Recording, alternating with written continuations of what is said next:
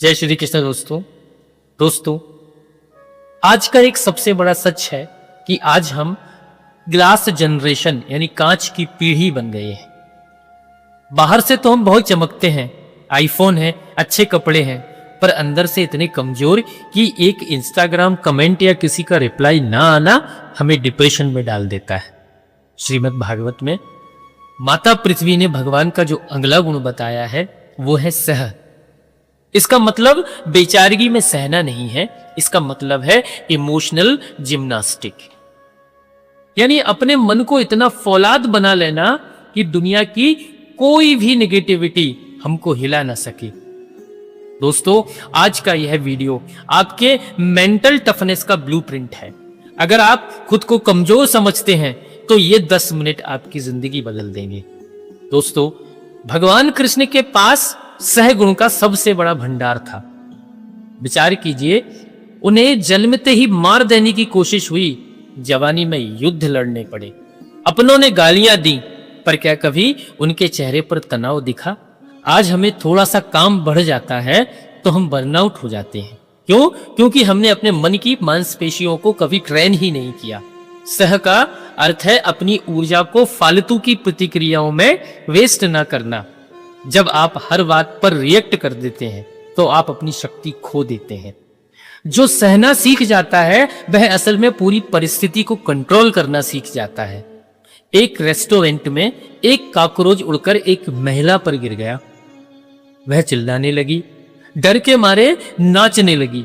उसने उसको झटका तो वह दूसरी महिला पर जाके गिर गया। वह भी चिल्लाने लगी। अंत में वह वेटर पर जाके गिरा, लेकिन वेटर शांत खड़ा रहा।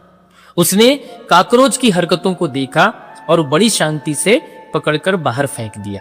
यहां सहगुण किसके पास था? उस वेटर के पास। समस्या कॉकरोच की नहीं थी, समस्या थी रिएक्ट करना। महिला ने बिना सोचे रिएक्ट किया और अपना तमाशा बनवाया।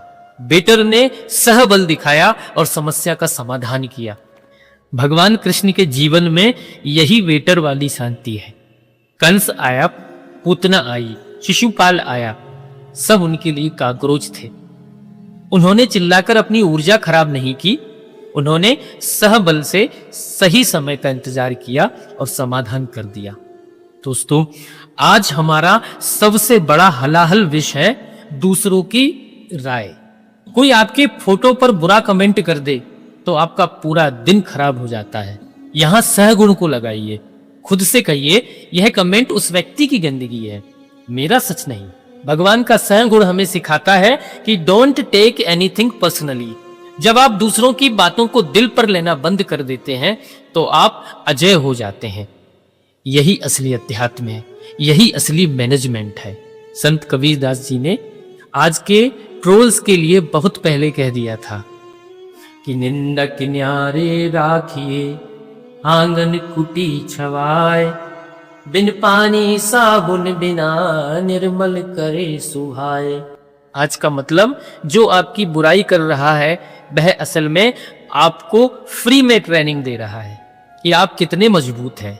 उसे ब्लॉक करने की बजाय अपने सहबल को इतना बढ़ाइए कि उसकी बातें आप तक पहुंच ही ना सके। जब आप सहना सीख जाते हैं तो आपकी आत्मा साबुन और पानी के बिना ही चमकने लगती है। दोस्तों, अब विचार करते हैं कि इस सहबल को हमारे जीवन में हम कैसे विकसित करें।